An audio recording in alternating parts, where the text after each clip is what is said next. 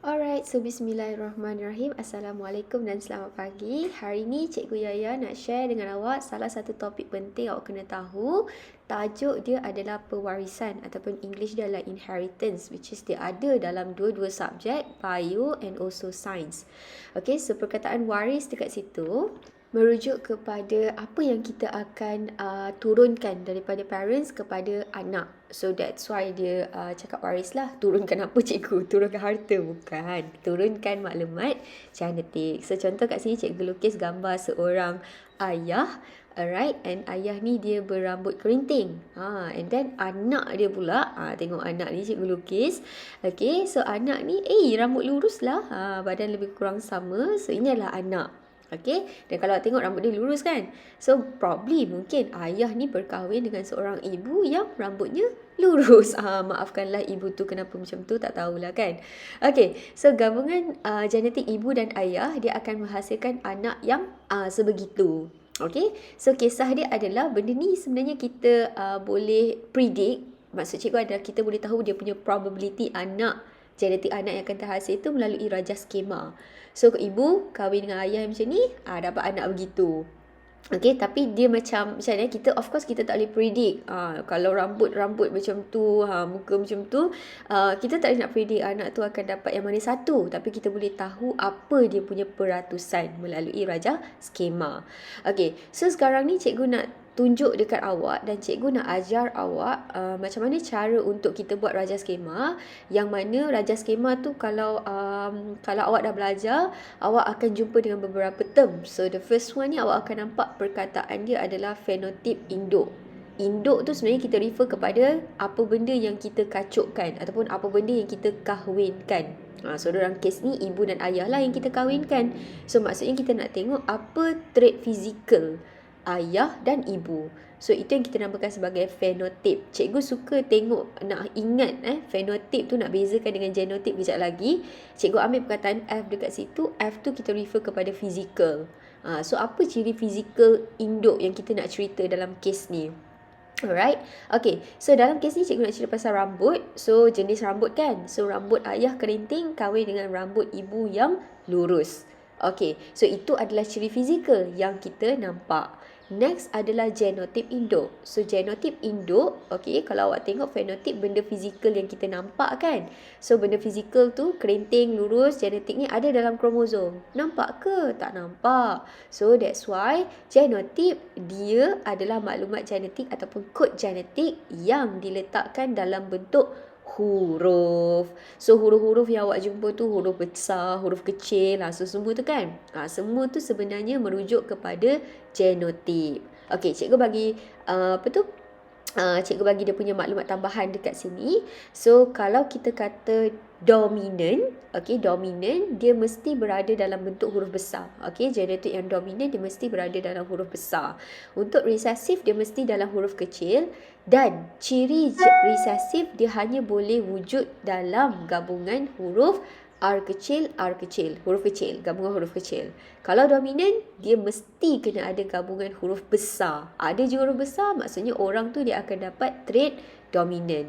Okay, alright. So kalau dalam kes ini, kerinting adalah dominan, resesif adalah rambut lurus. Okay, so dengan maklumat yang ada dekat sini, by right awak dah tahu dah apa genotip induk bagi ayah dan ibu. So untuk genotip induk ayah, kita akan letakkan R besar. Okay, untuk lurus kita ambil R kecil. Mungkin awak tertanya-tanya kan cikgu, macam mana cikgu tahu R besar? Yang ini cikgu pilih antara dua ni. Okay, alright. So R besar ni kalau awak tengok dia sebenarnya dia ada dekat dalam kromosom kita. Kromosom kita lah kan.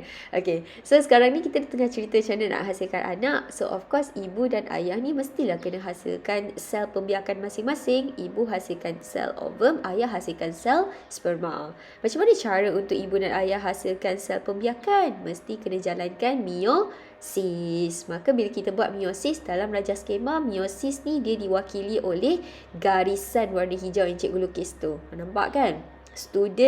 Untuk student biologi, awak mesti kena tahu dan awak mesti kena tak boleh skip part yang garisan ni sebab itu adalah markah. Student science awak tak perlu pun. Okay, alright. So, bila dah lakukan meiosis, okay, seterusnya adalah akan ada bulatan-bulatan, ada 4, which is 4 bulatan ni awak kena asingkan huruf-huruf yang kita dah tulis ke atas tu. So, kita dah ada R besar kan. So, turunkan je lah R besar, R kecil.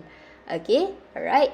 So, settle and then dah buat semua ni, dah lakukan meiosis, so mestilah kita nak hasilkan anak. So ayah punya sel sperma mestilah kena dikahwinkan bersenyawa dengan ibu punya sel ovum. Alright, so untuk persenyawaan dia akan diwakili oleh garisan juga. Okay, tapi garisan tu bersilang-silang. Alright, so step untuk buat benda ni, cikgu suka untuk lukis dulu bulatan-bulatan kosong ni, ada 4. So tak apa, tulis je dulu yang ini. Lukis je 4 bulatan dekat bahagian bawah tu. And then selepas ni kita akan buat garisan-garisan.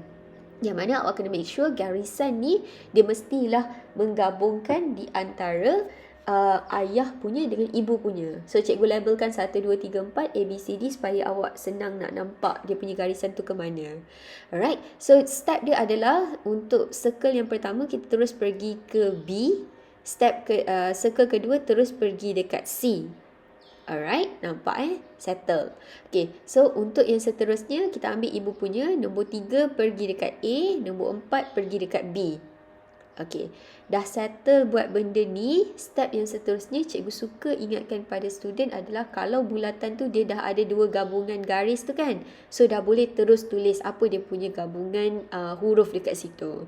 So kita dah dapat R besar, R kecil lah. Cara penulisan tak boleh huruf kecil di hadapan, huruf besar je duduk depan. Okay, alright, so sekarang kita dah turunkan semua huruf yang kita dah berjaya gariskan. Okay, kita kena pergi kepada yang tak ada lagi ni, bulatan ABCD yang tak ada garisan lagi. So terus pergi ke hujung dengan hujung, nombor 1 dengan 4, turunkan je garisan tu. So R1 pergi dekat A, R4 pergi kat D. And then dah turunkan, turunkan and then masukkan je lah huruf tu kan. Okay, settle. Okay, habis dekat situ. Kemudian pergi dekat nombor 3, turunkan je nombor 3. And then nombor 2 tu gariskan je dekat tempat yang masih lagi tak ada 2 garisan. Bulatan yang masih lagi tak ada 2 garisan. Okay, alright. So dekat sini awak dah dapat dah gabungan-gabungan huruf besar, huruf kecil.